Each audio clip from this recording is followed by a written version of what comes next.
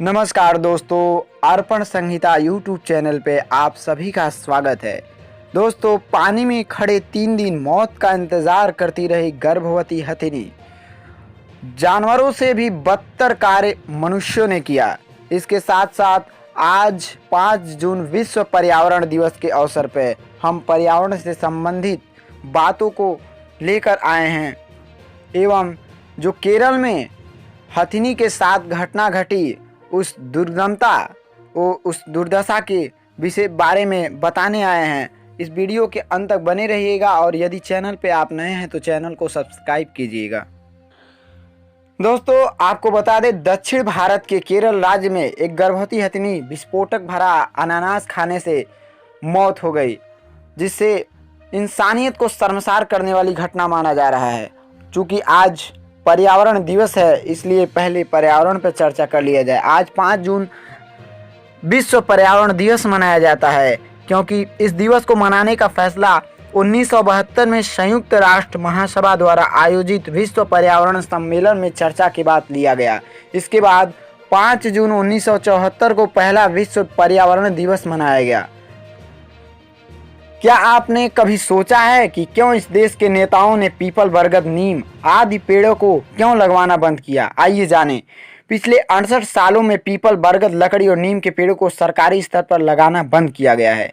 People carbon dioxide का 100% absorb करता है, बरगद 80% और नीम 75%। अब सरकार ने इन पेड़ों से दूरी बना ली तथा इसके बदले विदेशी यूकेलिप्टस को लगाना शुरू कर दिया, जो जमीन को जलविहीन कर देता है, जिसे पर्यावरण का आतंकवादी कहा जाता है।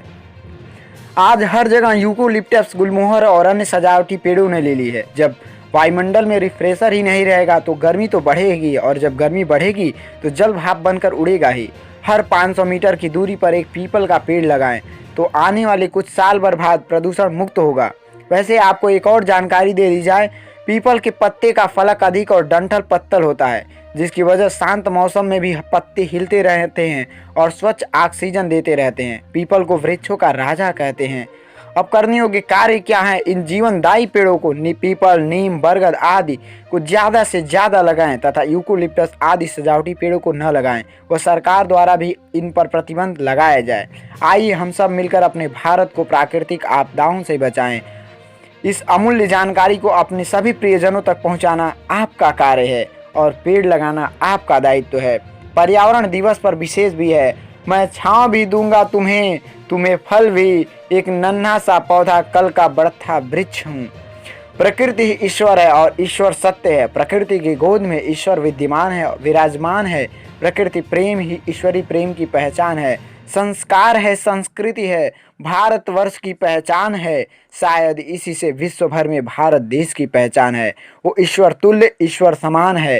प्रकृति प्रेम, गंगा जल, नर्मदा जल, पंच और पर्यावरण की सुरक्षा, बस यही जीवन का मूल आधार है।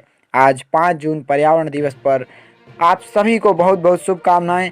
किंतु इससे पहले आपको बता दें, कुछ दिनों पहले केरल के राज्य में एक गर्भवती हथिनी के विस्फोटक भरा अनानास खाने से मौत ने मानवता पर गंभीर सवाल खड़े किए। शक है कि कुछ शरारती तत्वों ने हथिनी को विस्फोटक भरा अनानास खिला दिया।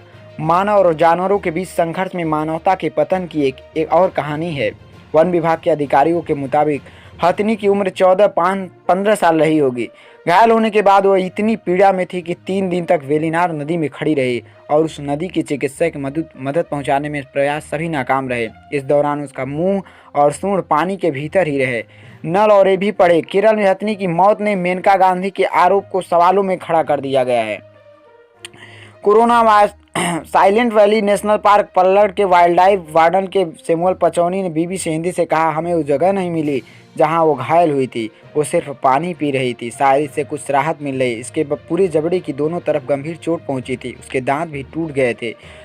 पलक्कड़ जिले की मरणाकड़ जिला के वन अधिकारी सुनील कुमार ने बीबीसी से कहा, वन विभाग के अधिकारियों को यह हथिनी 25 मई को मिली, जब ये भटक कर पास के खेत में पहुंच गई थी।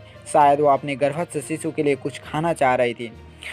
हथिनी के घायल होने की घटना लोगों की नज़र में तब आई जब रैपिड रिस्पांस टीम के वन अधिकारी मोहन कृष्णा ने फेसबुक पर इसके बारे में भावुक पोस्ट लिखी। उन्होंने कहा, अब हथनी गांव से भागते हुए निकली लेकिन उसके किसी भी चोट नहीं पहुंचाई। हथनी की तस्वीरें फेसबुक पर पोस्ट करते हुए उन्होंने लिखा कि वह भलाई से भरी हुई थी। वो कहते हैं कि तस्वीरों में हथनी का दर्द कैद नहीं हुआ। वह सुनील कुमार का कहना है कि वन विभाग ने हथनी की मदद से हथनी को नदी से बाहर निकालने के प्रयास किए लेकिन वह टस से मस नहीं हुई। वन विभाग पशु चिकित्सकों से हथनी का ऑपरेशन करवाने के प्रयास कर रहा था। थाईलैंड के हाथियों का लॉकडाउन की मार आखिरकार हथनी ने 27 मई को नदी में खड़े खड़े ही दम तोड़ दिया। जब उसके शव को पोस्टमार्टम के लिए ले जाया गया तो पता चला कि वह गर्भवती थी। कृष्णा ने अपनी पोस्ट में लिखा, पोस्टमार्टम करने वाले डॉक्टर ने मुझे बताया कि मैं डॉक्टर के दर्द को समझ सकता था। हालांकि उनका चेहरा मास्क में छुपा था। हमने चिंता जलाकर उसके अंतिम संस्कार कर दिया। हमने उसके सामने सिर झुकाकर अपना अंतिम सम्मान प्रकट किया। वहीं शैमुअल पचाऊ का कहना है कि इस संबंध में मुकदमा दर्ज कर लिया गया है और हथनी की मौत के लिए जिम्मेदार लोगों की पहचान करने की कोशिशें की जा रही हैं। नीलाम्बूर वन क्षेत्र में जानवरों और मनुष्य के बीच संघर्ष की कोई नई बात नहीं है। ये वन क्षेत्र केरल के मल्लापुरम और पलक्कड़ जिले के 4 और वन क्षेत्रों से लगा हुआ है। बचाव कहते हैं पहले भी लोगों और जानवरों के बीच संघर्ष के मामले सामने आते रहे हैं, लेकिन ये पहली बार है जब किसी हाथी को इस तरह विस्फोटक से घायल कर दिया गया हो। और हाथी पानी में खड़े 3 दिन तक मौत का इंतज़ार करती रही थी गर्भवती हथनी। दोस्तों, इस तरह की अमानवीय हरकतें करना बंद करें और ऐसी हरकतें करने वालों के खिलाफ सख्त से सख्त कार्रवाई हो। दोस्तों, यदि आप चैनल पर नए रहे हों तो वीडियो को सब्सक्राइब कीजिएगा और बेल आइकन को दबाना मत भूलिएगा। तब तक के लिए नई वीडियो